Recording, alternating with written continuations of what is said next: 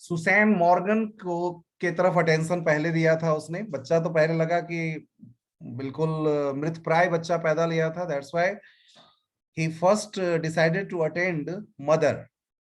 Mother who is Susan Morgan को सबसे पहले उसने देखना था, तो उसको देखा कि उसके भी पल्स बहुत कम चल रही थी, नहीं के बराबर चल रही थी। तो finally he decided to give hypodermic syringe के द्वारा जो है सो एक मेडिसिन देता है, and worked unsparingly to restore the flaccid woman. और ये मृत प्राय पड़ी हुई औरत भी की भी स्थिति लगभग वही थी, सुसैन मॉर्गन की भी सिचुएशन वही थी। तो उनको जीवित अवस्था में लाने के लिए after a few minutes of feverish effort, और कुछ मिनट के लगातार कठोर श्रम या प्रयास के बाद, हर हार्ट स्ट्रेंथेंड, उनका हृदय मजबूत होने लगा, यानी कि ब्लड का सर्कुलेशन रेडी होने लग गया अच्छे से। After a few minutes of feverish effort, her heart strengthened. He saw that he might safely leave her. और जब उसे लग गया कि अब उनको वो छोड़ सकता है, यानी कि अब वो सेफ पोजीशन में है, तब ऐसे मतलब उसकी स्थिति ये थी, he saw that he might safely leave her. He swung round in his shirt sleeves.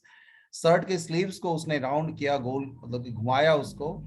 His hair sticking to his damp brow, और चेहरे पर जो पसीने थे उसमें बाल उसके चिपके हुए थे। पूछता है, where's the boy child, where's the child, बच्चा कहाँ है?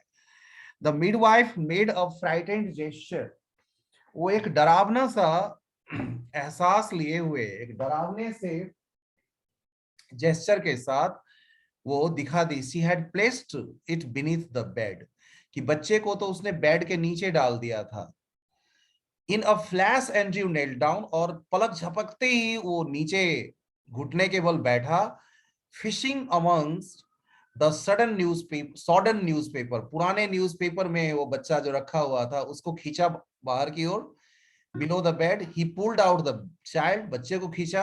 अ बॉय परफेक्टली फॉर्म्ड, बच्चा तो पूरी तरह से उसका निर्माण हुआ था, उसका फॉर्मेशन पूरी तरह से हुआ था। The Liam warm body was white, लेकिन जो शरीर गर्म होना चाहिए था वो शरीर बिल्कुल ठंडा पड़ा हुआ था, सफेद पड़ा हुआ था। सॉफ्ट, इतना सॉफ्ट जितना कि टैलो जितना सॉफ्ट, यानी कि बिल्कुल मुलायम मिट्टी के लोंदे जैसा वो बॉडी हो गया था।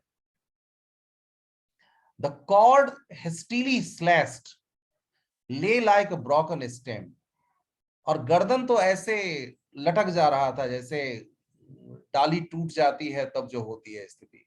The skin was of a lovely texture, skin का कलर बहुत सुंदर लग रहा था, लवली टेक्सचर वाला, स्मूथ टेंडर, बड़ा कोमल मुलायम। The head lolled on the thin neck, पतले गर्दन पे ऐसे ही लुढ़क जा रहा था। द लिम्स सिम्ड बोनलेस, और पैर और हाथ ऐसे लग रहे थे जैसे उसमें हड्डी हो ही नहीं। स्टिल नीलिंग, अभी भी घुटने पर झुके हुए ही, Andrew stared at the child with a haggard frown, थोड़ी त्योरियां चढ़ाते हुए, त्योरी मतलब कि बड़े बड़े गौर से देखते हुए बच्चे की तरफ नजर डाले। The whiteness meant only one thing, body का सफेद पड़ने का मतलब यहां पर एक ही था, asphyxia, asphyxia pallida, asphyxia pallida. And his mind unnaturally tense, अचानक से उसका दिमाग जो है सो बिल्कुल टेंस्ड हो जाता है। Rest back to a case, और अचानक से उसको ध्यान आता है, याद आता है एक ऐसा ही केस जो किसी समैरिटन नाम के पत्रिका में कभी छपा था, to the treatment that had been used, और जो ट्रीटमेंट उस बच्चे के लिए दिया गया था। Instantly he was on his feet, और जैसे ही वो याद आया उसको कि पलक झपकते ही वो अपने पैरों पे खड़ा हो जाता है। Get me hot water and cold water, जाओ गर्म पानी और ठंडा पानी दोनों लाओ। He threw out to the nurse and basins too, और बेसिन भी लाना, क्विक क्विक जल्दी करो। बट डॉक्टर, सी फाल्टर्ड, वो बीच में रोकते हुए बोली, लेकिन doctor, her eyes on the pallid body of the child, बच्चे के बॉडी के तरफ उसका ध्यान था। फिर भी चिल्लाते हुए डॉक्टर कहते, क्विक जल्दी करो। स्नैचिंग अ ब्लैंकेट, और जल्दी से एक ब्लैंकेट खींचते हुए, he set the child upon, he laid the child upon it, बच्चे को उस पे लिटा दिया, and began the special method of respiration, और रेस्पिरेशन देने का जो एक स्पेशल मेथड था, सांस देने का स्पेशल मेथड था, वो शुरू कर दिया। द बेसिन्स अराइव्ड, बेसिन आ गए, दोनों तरह के पानी आ गए। The ewer, the big iron kettle, बड़ा सा आयरन केटल भी आ गया। Frantically he splashed cold water into one basin, और बिल्कुल लगता था जैसे कि मतलब एक पागलपन की अवस्था में जैसे वो काम कर रहा है। जल्दी से उसने कोल्ड वाटर डाल दिया एक बेसिन में। Into the other he mixed water as hot as his hand could bear, और दूसरे में गर्म पानी, लेकिन इतना गर्म जो कि हाथ बर्दाश्त कर सकता था, हाथ उसको, उसका खुद का हाथ जैसे उसको एडजस्ट कर सकता था। और then like some crazy juggler, और जैसे कोई करतब दिखाने वाला नट होता है, जैसे बॉटल वगैरह फेंक फेंक के जो करतब दिखाता है, वैसे ही जगलर की तरफ he hurried the child between the two, दोनों दोनों के बीच में, यानी कि एक बार गर्म पानी में, एक बार ठंडे पानी में, गर्म पानी ठंडे पानी, ऐसे बच्चे को वो उसमें डुबो रहा था, निकाल रहा था। Now plunged it into the IC, now into the steaming bath, और एक तरह से, एक तरफ स्टीमिंग बाथ दे रहा था तो एक तरफ आईसी कोल्ड वाटर में। 15 मिनट्स पास्ट, इस तरह से 15 मिनट बीते। Sweat was now running into Andrews eyes, अब एंड्रयू के आंखों में पसीने आने लग गए थे, और ब्लाइंडिंग हिम, और जब आंखें उसकी धुंधली पड़ रही थी। One of his sleeves hung down, उसके एक स्लीव भी लटक रहे थे। ड्रिपिंग, पसीने मतलब गिर रहे थे उसके बॉडी से। हिज ब्रेथ केम पेंटिंगली, और इस तरह से उसकी जो ब्रीथ थी, ऐसे उसके चेहरे से गिर रही थी, सांसें ऐसी जैसे कितना दौड़ के वो आया है, हाँफ रहा था लगभग वो। But no breath came from the lax body of the child, लेकिन बच्चे के उस निर्जीव शरीर से, शरीर में सांस की मतलब बिल्कुल सांस नहीं आई। A desperate sense of defeat pressed on him, और ऐसा लगने लगा डॉक्टर को जैसे कि एक हार उसको मिल रही हो, जैसे वो हारने के अंदाज में आ गया हो। ए रेगिंग होपलेसनेस, एक तरह की होपलेसनेस, एक तरह की निराशा उसके मन को घेरने लग गई थी। He felt the midwife watching him in a stark consternation, और वो ये भी देख रहा था कि जो मिडवाइफ है वो बड़े आश्चर्य से उसको देखे जा रही थी, लगातार, लेकिन आश्चर्य से देखे जा रही थी। while they are pressed back against the wall, जबकि वो दीवार का सहारा लेके खड़ी थी। She had all the time remained her hand pressed to her throat, लेकिन पूरे समय वो अपने हाथ को अपने गले पर रख रखी थी। गले पर किस लिए? ताकि कोई सांस नहीं, कोई आवाज नहीं निकले। Her eyes burning upon him, और एक तरह से उसकी आंखें लाल थी, गुस्से में थी वो कि कर क्या रहा है ये आदमी, इस मृत प्राय मरे हुए इस बच्चे के साथ क्या दुर्गति उसकी कर रहा है ये। वॉज द ओल्ड वुमन, वो बूढ़ी औरत। He remembered her longing for a grandchild, उसे याद आया उस बूढ़ी औरत की जिसे ग्रैंड चाइल्ड की इच्छा उसके मन में रही होगी। As great as had been her daughter's longing for this child, कहीं ज्यादा जितनी कि उसके डॉटर को अपने बच्चे के लिए रही थी। All dashed away now, और सबकी इच्छा बिल्कुल समाप्त सी हो रही थी, बेकार, फ्यूटाइल, बियॉन्ड रेमेडी, कोई रेमेडी नजर नहीं आ रही थी, कुछ भी नजर नहीं आ रहा था कि इसका कुछ तोड़ निकलने वाला है, कुछ इसका मतलब इसका कुछ मतलब निष्कर्ष निकलने वाला है, कुछ भी समझ नहीं आ रहा था। The floor was now a draggled mess, और जो फ्लोर था, फर्श का, तो ये सिचुएशन था कि पूरा का पूरा मेस, मतलब बेतरतीब सब कुछ हो रखा था। स्टम्बलिंग ओवर ए शॉपिंग टॉवल, एक तरफ टॉवल रखा हुआ, भीगा हुआ टॉवल रखा हुआ। Andrew almost drop the child, फिर से एक बार बच्चे को लगभग वो पटक दिया। which was now wet and slippery in his hand. और वो बच्चा खुद ही पानी में इतना भीग चुका था कि वो स्लीपरी हो गया था, मतलब वो फिसल रहा था. Like a strange white fish, ऐसा लग रहा था ऐसे अजीब सा दिखने वाला सफेद मछली हो. For mercy's sake doctor, midwife धीरे से बोली, दया करो डॉक्टर, इस पर दया करो. इट्स स्टिल बॉर्न, ये अभी अभी अभी जन्मा हुआ है. Andrew did not heed her, Andrew ने कोई ध्यान नहीं दिया उसकी तरफ. बीटन, डेस्पेयरिंग, हारा हुआ, निराश सा, having लेबर्ड in when for half an hour, उसे लग रहा था इस इन आधे घंटे में तो उसने बेकार की मेहनत की है, कोई फायदा नहीं हुआ, उसके इस आधे घंटे के मेहनत का कुछ भी फल नहीं निकला था. उसने जितने ये आधे घंटे की मेहनत करी वो तो बेकार चला गया था उसका. He still persisted in one last effort, एक और प्रयास वो करना चाहता था. Rubbing the child with a rough towel, एक रुखरे टॉवल से बच्चे को रगड़ने का. Crushing and releasing the little chest, मैंने दबाना फिर छोड़ना, दबाना और छोड़ना, उसके छोटे से हृदय को, बच्चे के छोटे से हृदय को एक बार दबाव डालना फिर छोड़ देना, दबाव डालना. विद बोथ हिज हैंड्स, अपने दोनों हाथों से. Trying to get breath into that limp body, उस लिम्प बॉडी में जैसे सांस लाने का प्रयास करना.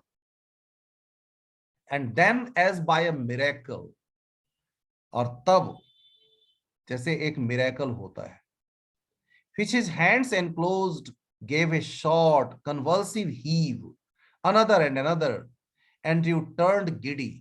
जब उसे एहसास हल्का हल्का होने लगा तो फिर तो वो गिडी हो गया, जैसे उसके अंदर चक्कर जैसा शुरू हो गया. द सेंस ऑफ लाइफ, और जैसे ही उसे एहसास हुआ, लाइफ का सेंस आता है,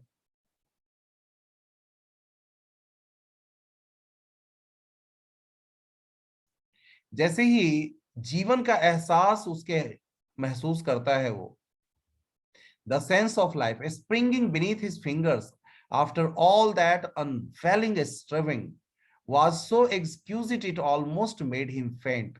और जैसे ही वो हुआ कि वो बिल्कुल जैसे, मतलब एक तरह से मूर्छित हो जाता है. he redoubled his efforts, यानी कि मूर्छित होने का मतलब बेहोश होने का यहाँ पर नहीं है सेंस यहाँ पर यह है कि अपने काम को और डबल एफर्ट से वो शुरू कर देता है, फीवरिशली, बिल्कुल तेज गति से. The child was gasping now, अब वो बच्चा सांस लेने लग रहा था, डीपर एंड डीपर, खूब गहरे गहरे सांस ले रहा था. A bubble of mucus came from one tiny nostril, नाक, एक छोटे से नाक, मतलब दो जो नोस्ट्रेल्स थे, एक नोस्ट्रेल्स थे, म्यूकस वगैरह के बबल्स निकलना शुरू हो गया था. अ जॉयफुल इरिडिस्टेंट बबल, और ये प्रसन्नता भरा हुआ था, प्रसन्नता थी इसमें, खुशी थी इसमें शामिल. The limbs were no longer boneless, अब उसके लिम्स जो है वो बोनलेस नहीं दिख रहे थे, अब उसमें ताकत दिख रही थी. The head no longer lay back spinelessly, और सिर जो था वो स्पाइनलेसली नहीं लग रहा था, ऐसा नहीं लग रहा था सिर किसी भी तरफ अचानक से लुढ़क जाए जैसे पहले हो रहा था. The blanched skin was slowly turning pink, और जो सफेद पड़ा हुआ था बॉडी का कलर वो अब धीरे धीरे पिंक में बदलने लग गया था. Then exquisitely came the child's cry, और फिर बच्चे के रोने की आवाज आई. इसीलिए देखिए, ध्यान कीजिएगा कि जब बच्चा रोता है, जैसे ही बच्चा जन्म लेता है और बच्चा रोता है तो दूसरे लोग खुश होते हैं, क्योंकि रोना इसलिए है कि वो रोने के साथ ही समझिए वो सांस लेता है, बाहर की दुनिया में सांस लेना शुरू करता है. और उसके स्वस्थ होने की ये पहली निशानी होती है कि बच्चा जो है स्वस्थ है, जब वो रोने के साथ सांस लेना शुरू करता है. अब वो doctor, dear father in heaven, the nurse soft hysterically, it's come alive. अब वो भगवान को धन्यवाद करती है, गॉड को धन्यवाद करती है, हे ईश्वर, बच्चा जीवित हो गया, जी गया. Andrew handed her the child, Andrew ने बच्चे को उसके हाथ में दे दिया. He felt weak and dazed, वो बहुत कमजोर फील कर रहा था. परेशान, डेज्ड, बिल्कुल लग रहा था उसकी ताकत उसके शरीर में नहीं हुई। अबाउट हिम द रूम ले इन ए शडरिंग लिटर, और उसके लिए वो पूरा कमरा ऐसा लग रहा था जैसे लिटर, सब कुछ से भरा हुआ, blankets, towel, basins, soiled instruments, the hypodermic syringe impaled by its point in the linoleum, the ewer knocked over, the kettle on its, एक तरफ kettle रखा हुआ, puddle of water, पानी गिरा हुआ, upon the huddled bed the mother still dreamed her way quietly through the anesthetic, और माँ दूसरी तरफ अभी भी बेड पे एनेस्थेटिक के प्रभाव में थी। The old woman still stood against the wall, वो बूढ़ी महिला अभी भी दीवार का सहारा लेकर खड़ी थी। But her hands were together, लेकिन उसके हाथ जुड़े हुए थे। हर लिप्स मूव्ड, उसके हाथ, उसके होठ बुदबुदाए, विदाउट साउंड, बिना किसी शब्द के। शी वॉज प्रेइंग, वो भी प्रे कर रही थी। मैकेनिकली एंड्रयू रंग आउट हिज स्लीव, और इसी बीच एंड्रयू अपने स्लीव को ठीक करते हैं। पुल्ड ऑन हिज जैकेट, अपना जैकेट पहनते हैं। I will fetch my bag later nurse, nurse मैं अपना बैग बाद में ले जाऊंगा। ही वेंट डाउन स्टेयर्स, वो नीचे सीढ़ियां उतरते हुए जाते हैं। Through the kitchen into the scullery, kitchen से होते हुए स्कलरी में, स्कलरी जहां बर्तन वगैरह साफ किए जाते हैं। हिज लिप्स वर ड्राई, उनके होठ सूखे हुए थे। At the scullery he took a long drink of water, वहां वो खूब ढेर सारा पानी पीते हैं। He reached for his hat, फिर अपना हैट संभालते हैं, कोट संभालते हैं। Outside he found Joe Morgan, बाहर उनको जो मॉर्गन दिखाई पड़ता है, बाहर जो मॉर्गन मिलते हैं। On the pavement with tense expectant faces, थोड़े परेशान से, लेकिन चेहरे पर आशा का भाव था। आशा भरी हुई नजरों से, जैसे पूछ रहे हो क्या हुआ, कैसा है सब कुछ। ऑल राइट जो, he said, both all right, दोनों दोनों ठीक हैं। इट वॉज क्वाइट लाइट, और अब काफी प्रकाश भी काफी आ चुका था। नियरली 5 o'clock, लगभग 5 बजे का समय था।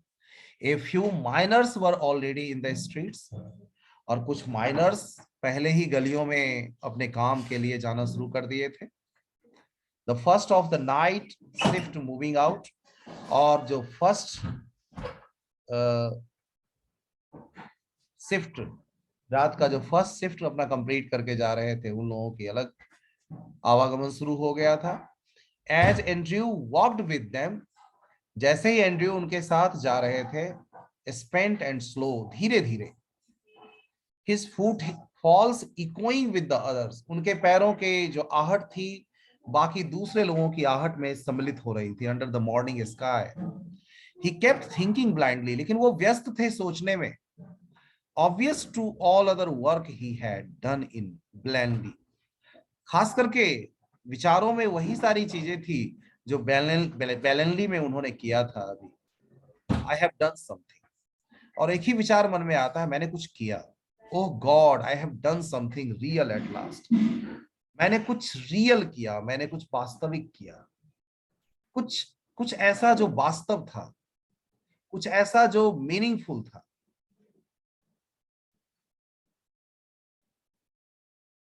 और कैसे ये मीनिंगफुल था, इसको समझिए। How was it meaningful? Meaningful होने का देखिए, इस पर क्वेश्चन भी है कि I have done something, oh God I have done something real at last, अंत में मैंने कुछ वास्तविक किए। यहाँ वास्तविक का सेंस ये है कि कुछ ऐसा करके दिखाया था उसने जो अद्भुत था। वो अद्भुत था, वो बच्चा एक तरह से मरा हुआ था, मृत प्राय था, और उस बच्चे को वो एक तरह से जीवन प्रदान कर देते हैं। इस सेंस में अगर आप देखिए तो क्यों नहीं कहा जा सकता है कि डॉक्टर ही, क्यों नहीं दूसरे डॉक्टर जो है सो दूसरा ईश्वर का रूप होता है। इसलिए तो कहा गया है कि अचानक उसके मन के अंदर ये विचार आता है, तभी तो उसको वो बचा पाता है। ये जो यंग डॉक्टर एंड्रयू मेंसन है, कमेंडेबल वर्क था इनका। और उनका एक्सक्लेमेशन भी आश्चर्यचकित जो करने वाला एक्सक्लेमेशन है, ये जो है कि I have done something oh God, ये जो है सो मार्वलस है, जस्टिफाइड है। एक तो वो मिडिल एज्ड लेडी की सेफ डिलीवरी करवाने में वो सफल होते हैं। मिडिल एज्ड ये जो लेडी है उसकी सेफ डिलीवरी करवाते हैं। मेल चाइल्ड भी होता है but also restored them to perfect health. और जब वो जन्म लेता है तो लगभग वो मृत प्राय रहता है। तो कंप्लीटली आप कह सकते हैं कि वो मतलब लाइफलेस बच्चा पैदा लेता है। लेकिन उस लाइफलेस बच्चे को भी लाइफ में ले आना, ये काम, अगर उनको ये टेक्निक नहीं ध्यान आता, अगर वो इस टेक्निक पर काम नहीं करते, क्या वो बच्चा जीवित रह पाता? क्या वो बच्चा जीवित रहता, जीवन में आता वापस? क्योंकि नर्स ने तो उसको लगभग मरा हुआ ही सोच के गंदे पेपर के बीच में समेट कर रख दिया। बच्चे को मरा हुआ समझ के ही तो गंदे पेपर में लपेट के रख दिया था ना, गंदे पेपर में समेट के रख दिया था। अगर वो भी छोड़ देते तो क्या होता उस बच्चे का? हाँ, जीवित था, उसके साथ समस्या थी, उस समस्या को एड्रेस करने की जरूरत थी, उस समस्या को ठीक करने की जरूरत थी, और वो डॉक्टर उसको करते हैं। ये जो जानता है डॉक्टर वही कर सकता है ना। उनका प्रयास रंग लाता है, हिज एफर्ट्स प्रूव्ड फ्रूटफुल। सबसे पहले देखिए उनका ये निर्णय करना कि पहले मां को देखते हैं कि Susan Morgan's strength was Ebbing. Delivery के बाद सुसैन मॉर्गन की हालत खराब होने लग जाती है। She was almost pulse less, एक तरह से पल्स उनकी खत्म हो चुकी थी। और एंड्रयू उस परिस्थिति में उनको इंजेक्शन देते हैं and worked severely to strengthen her heart. और पूरा प्रयास करते हैं उसको पहले होश में लाने की कोशिश करते हैं, उसको पहले मतलब जीवन प्रदान करने की कोशिश करते हैं। The major achievement of Andrew was to resuscitate the, ये तो हुआ एक पक्ष। अब दूसरा पक्ष था कि किस तरह से रिससिटेट करते हैं उस बच्चे को। रिससिटेट करना यानी पुनर्जीवन देना, बच्चे को पुनर्जीवन देने का काम करते हैं। जो स्टिल बॉर्न चाइल्ड था उसको पुनर्जीवन देने का काम करते हैं। कैसे? First he led the child off a blanket and began the special method of respiration। बच्चे को नीचे रख के और फिर जो स्पेशल उनका वो ट्रीटमेंट देने लग जाते हैं। स्पेशली उसको सांस देने का प्रयास जो होता है वो प्रयास शुरू करते हैं, रेस्पिरेशन देने का। देन ही ट्राइड द, फिर वो जब उससे वो नहीं होता है, वो उनका ये प्रोसेस काम नहीं करता है, तब वो हॉट और कोल्ड वाटर ट्रीटमेंट देते हैं। तब वो हॉट और कोल्ड वाटर ट्रीटमेंट देते हैं। Alternatively dripping the baby in hot and cold water pot. Cold और कोल्ड वाटर पॉट में बारी बारी से उसको गिरा गिरा के, मतलब डुबा डुबा के बाहर निकालते हैं। और जब ये भी काम नहीं करता है, when this method also did not work, जब ये भी मेथड काम नहीं करता है, तब वो क्या करते हैं? He went on pressing and releasing the baby's little chest। उस बच्चे के छोटे से हृदय को बार बार प्रेस करते हैं, रिलीज करते हैं, प्रेस करते हैं, रिलीज करते हैं, दबाते हैं, छोड़ते हैं। At last the baby responded, और अंत में बच्चा जो है सो रिस्पॉन्ड करता है। अंत में वो बच्चा मतलब उनके प्रयास का जवाब दे पाता है। उसकी चेस्ट ही मतलब अचानक से जैसे शुरू हो जाती है, वो धड़कना शुरू कर देता है। एंड्रयू रीडबल, और तब एंड्रयू अपने एफर्ट्स को और बढ़ा देते हैं, अपने प्रयास को और डबल कर देते हैं।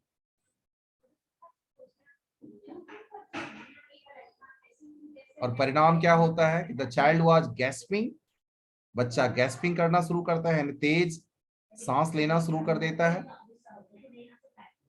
ए bubble of mucus came from his tiny nostril, उसको छोटे से नाक नोस्ट्रिल से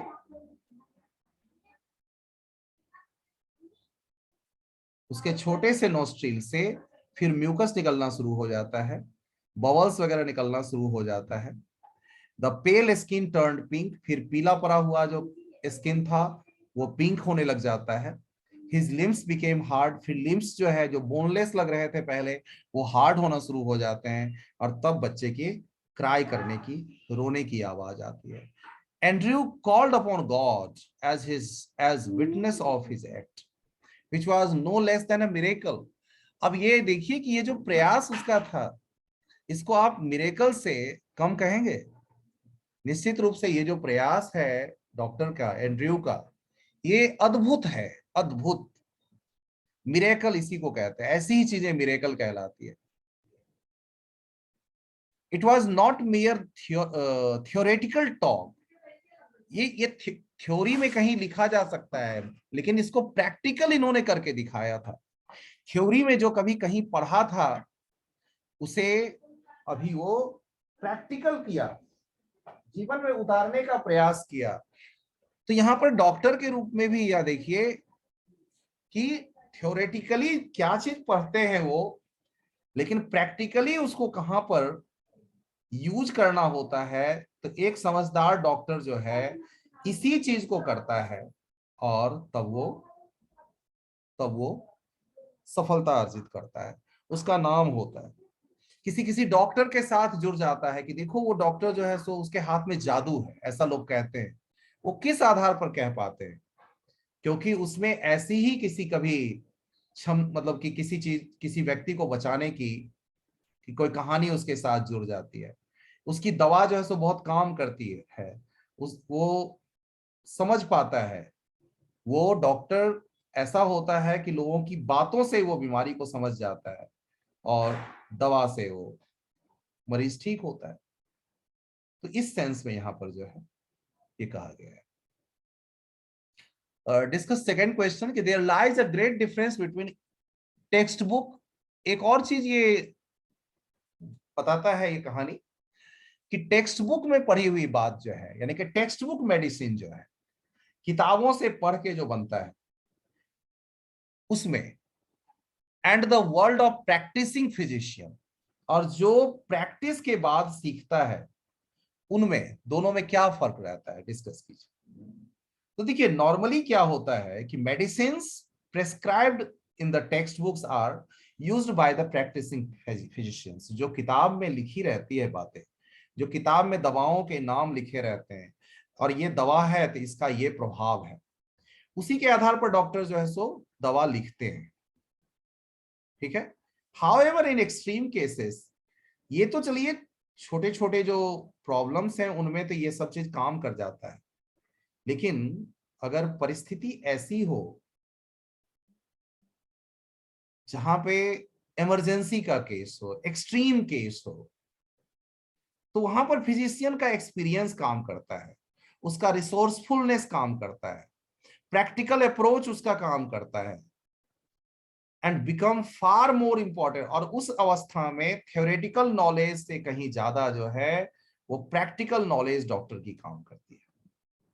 डॉक्टर प्रैक्टिकलिटी कैसे उन चीजों को डील करता है, उस समय में यही चीजें इंपॉर्टेंट होती है, और इसी चीज से डॉक्टर की जो अनुभव है उसको देखा जाता है, उसके